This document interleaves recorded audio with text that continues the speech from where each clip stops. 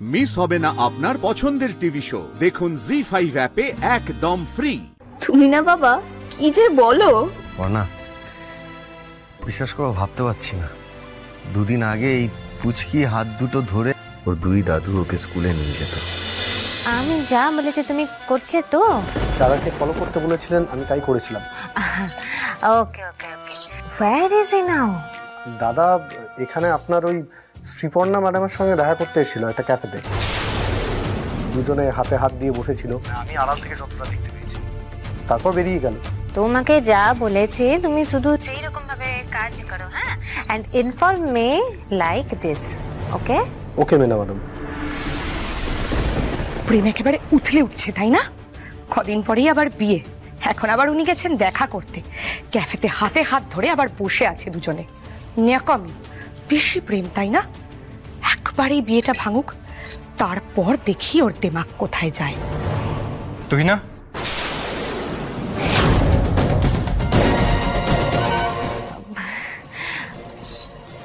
অর্পণ, কাম come please come.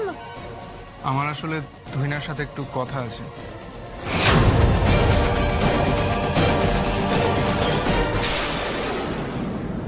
না, এ যা ছেলে কিছু শুনলে মাথা ঠিক রাখতে পারতো না, রিয়্যাক্ট করে ফেলতো। কিন্তু মুখ দেখে তো মুড খারাপ বলে মনে হচ্ছে না। কেসটা কি জানতে হচ্ছে তো। ও ওকে ওকে, ইউ পিপল টক, আমি বের হয়ে যাচ্ছি। ওকে না না, আপনার কোথাও যাওয়ার দরকার নেই। তুই না, তুমি একটু বাইরে শোনো।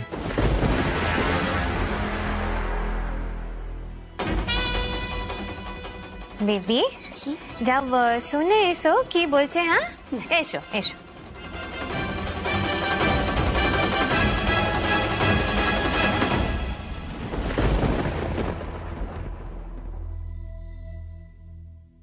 বলো। দেখো তুহিনা, তুমি দিদির সাথে যেটা করেছো তার কোনো ক্ষমা হয় না।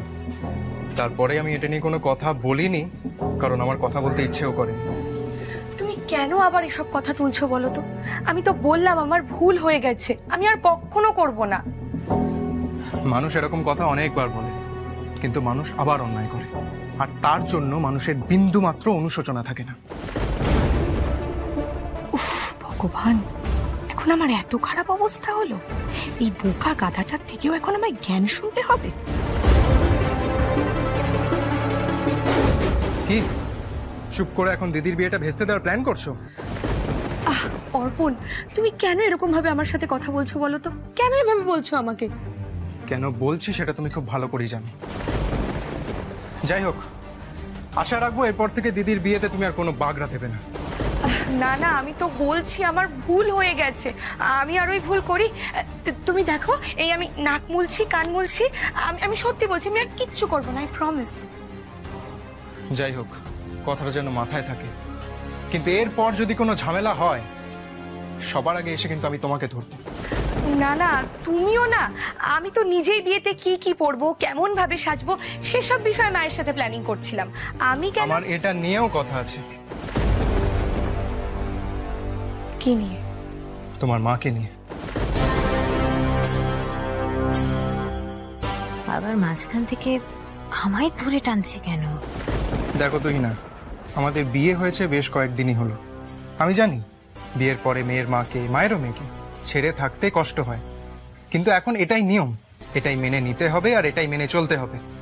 দিদির বিয়ে হয়ে গেলে তুমি তোমার মাকে এখান থেকে চলে যেতে বলো প্লিজ।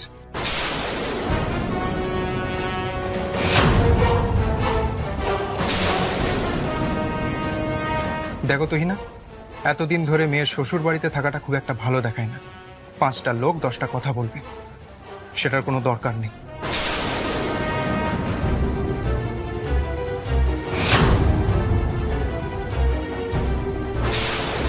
বাহ, এই ছেলে তো দেখছি মায়ের ওপর দিয়ে যাচ্ছে, আমাকে তাড়াবে।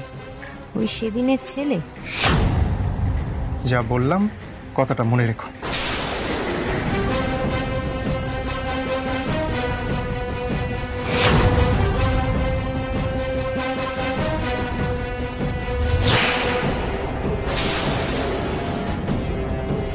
দেখেছিস, এই ছেলেকে আমি একটু অসুস্থ করে দিয়েছিলাম বলে তুই এত লাফালাফি করছিলি। এখন ওর আসল রূপটা দেখ। তুমি সব শুনেছো মা? হ্যাঁ শুনেছি। তুই নাকি আবার ভাবছিলি ওই ছেলেকে হাত করে তুই এই বাড়ির সম্পত্তি হাতাবি। দেখ তুই না, তুই ওকে যতই বোকা হাবা ভাবিস না কেন, এন্ড অফ দ্য ডে ওর গায়েও কিন্তু ওই সৃজন আর পর্ণার রক্তই বইছে। ও তুই সব করবি। তাহলে কি হবে মা? কি আবার হবে? তুই তুই এত টেনশন করিস না। আমি যা প্ল্যান করেছি তাতে আমাদের সব জ্বালা চুরবে।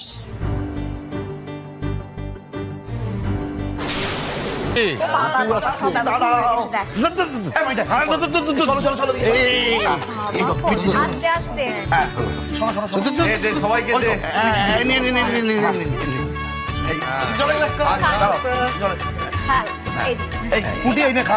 একটু মিষ্টি খেয়ে নে, অনেকদিন কিছু খাস না। এই জল অনিকদা, মেচকা সার্ভিস দেখছো? ডবল মেজাজে, নাতনির বিয়ে বলে কথা। দাদা দেখি দেখি দেখি, বাবা অর্ডার দিয়ে মিষ্টি আনিয়েছে, আমাকে তো একবারও বললো না। দেখি দেখি একটু খেয়ে। বাহ, দারুন বাবা, দারুন। বাবার অবস্থা দেখো, মেয়ের বিয়ের আনন্দে বাবা শুধু মিষ্টিই খেয়ে চলেছে। আস্তে খাও। তাতে কি হয়েছে? হ্যাঁ, মিষ্টি খাবো না? মেয়ের বিয়ে।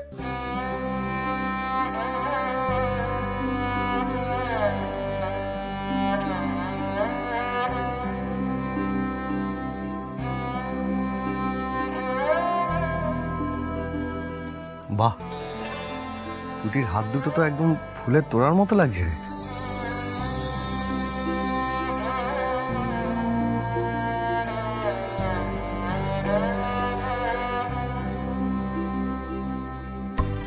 তুমি না বাবা কি যে বলো। না, বিশ্বাস করো, ভাবতে পারছি না। দুদিন আগে এই পুচকি হাত দুটো ধরে ওর দুই দাদু ওকে স্কুলে নিয়ে যেত।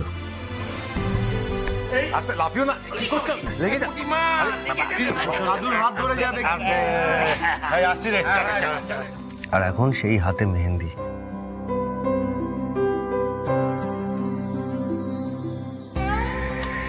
দুদিন পর এই হাত দিয়ে বরের হাত ধরে ও শ্বশুর বাড়ি চলে যাবে।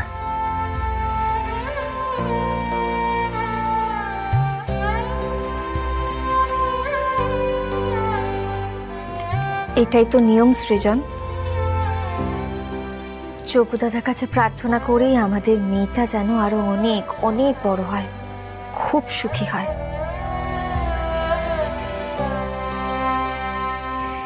সেদিন যেন আমরা সবাই ওর আঙুল ধরে চলতে পারি।